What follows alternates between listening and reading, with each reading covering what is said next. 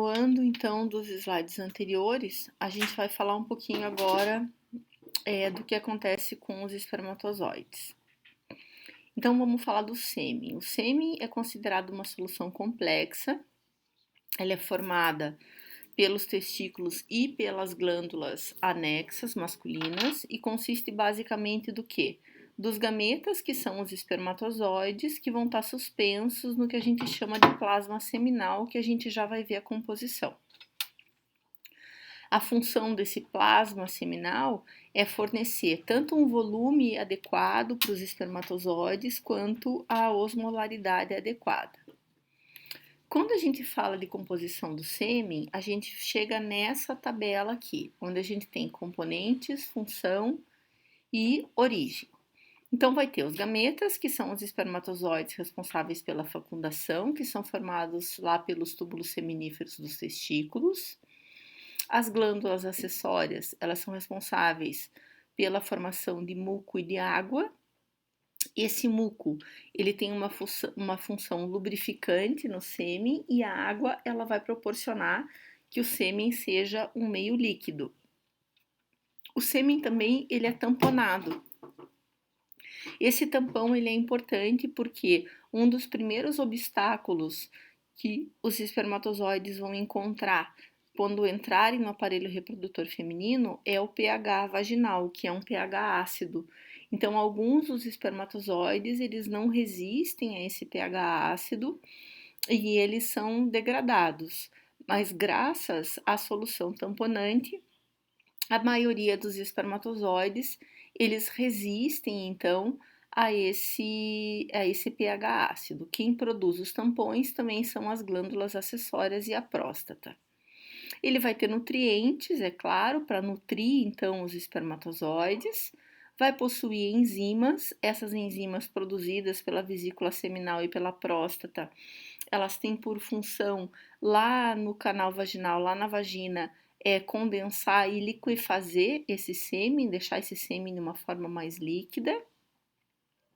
E também vai possuir prostaglandinas. As prostaglandinas, elas vão ter ação no aparelho reprodutor feminino, porque elas vão estimular no canal vaginal a contração da musculatura lisa. A contração da musculatura lisa em direção à cavidade uterina, ela vai ajudar no transporte desses espermatozoides, apesar dos espermatozoides terem uma capacidade de mobilidade própria. Bom, quando ocorre a ejaculação, esse sêmen ele é eliminado em 3 frações. A primeira fração é uma fração considerada relativamente pequena, é considerado um líquido claro, viscoso e que ele é originado basicamente das glândulas uretrais e bulbouretrais e vai ter uma quantidade muito pequena de espermatozoides. Já a segunda fração, que é o volume maior, ele vai consistir praticamente de secreção da próstata, juntamente com o quê? Com a grande maioria dos espermatozoides. Enquanto que a fração final é um volume menor também, e é o esvaziamento das vesículas seminais com uma secreção mais mucoide. A gente tem a cada ejaculação cerca de 300 a 400 milhões de espermatozoides que são eliminados, formando uma população que é uma população heterogênea, no sentido de quem carrega cromossomo X e quem carrega cromossomo Y para determinação do sexo genético. Aqui a gente tem um gifzinho mostrando os espermatozoides com atividade flagelar e esse 15 centímetros aqui é o trajeto que eles têm que percorrer desde o fundo da vagina até o primeiro terço da tuba uterina, que é o local onde vai ocorrer a fecundação. Existem fatores ativos e fatores passivos que agem nesse transporte dos espermatozoides. Então, os passivos é a própria capacidade de mobilidade dos espermatozoides dada pelo flagelo, e os fatores passivos é a contratibilidade do aparelho reprodutor feminino, lá do canal vaginal, como a gente já mencionou, da musculatura, que é estimulada pela presença de prostaglandinas, então, neste sêmen. E aqui a gente tem alguns obstáculos que vão ser enfrentados pelos espermatozoides. Então, nesse diagrama aqui, a gente tem o aparelho reprodutor feminino, então os dois ovários, as duas tubas uterinas, o útero com um endométrio representado bem espesso aqui, a região do colo do útero, o canal cervical ou cérvix vaginal e o canal vaginal. Então, os espermatozoides, eles vão chegar por aqui, vão encontrar um primeiro obstáculo aqui físico, na verdade, vão encontrar o muco cervical também. Esse muco cervical, ele é um obstáculo, ele vai criar uma resistência para a motilidade dos espermatozoides, mas esse canal vaginal, ele contrai em direção à cavidade do útero, facilitando então a mobilidade dos espermatozoides. Quando na cavidade do útero, lembrando que esse endométrio ele está na fase secretora, ele vai estar produzindo então mucopolissacarídeos. Esses mucopolissacarídeos que facilitam a anidação e a plantação de um futuro embrião, nesse momento eles podem atrapalhar também a mobilidade de alguns espermatozoides.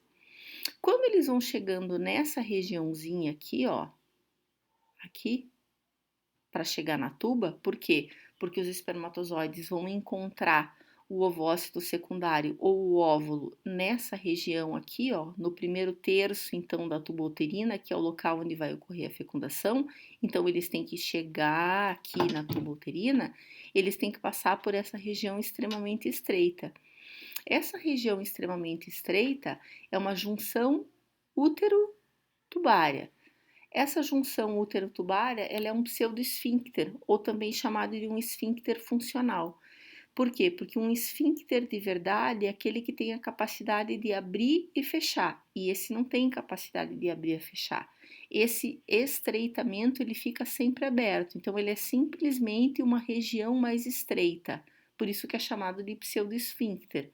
Como o caminho fica estreito, ele é considerado um obstáculo também físico para os espermatozoides poderem chegar na tuba uterina onde vai ocorrer a fecundação.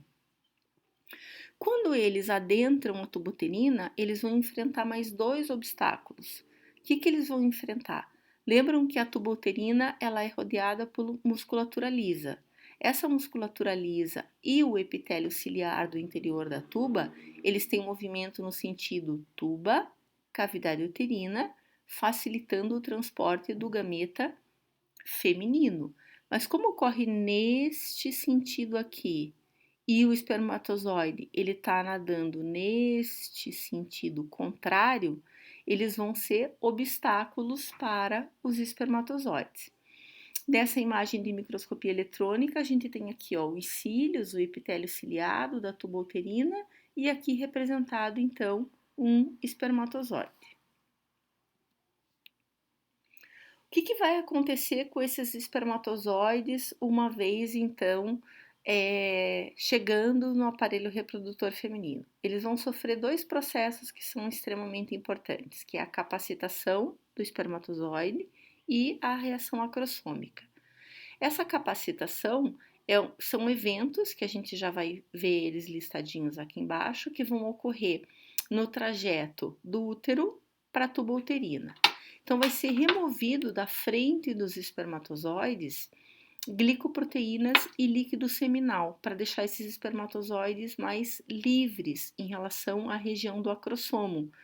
Lembram o que é o acrossomo, né? O acrossomo é uma vesícula que foi formada lá a partir do aparelho de Golgi e que está recobrindo o núcleo que contém o material genético. Como ele é uma vesícula, esse acrossomo ele vai estar acumulando no seu interior algumas enzimas que vão ser importantes no mecanismo de fecundação para que ele possa chegar no ovócito e a gente já vai falar dessas enzimas. Nesse processo de capacitação, vão ocorrer mudanças na composição da membrana do espermatozoide. Ele vai ser reconhecido, então, os receptores vão reconhecer ligantes da membrana do ovócito.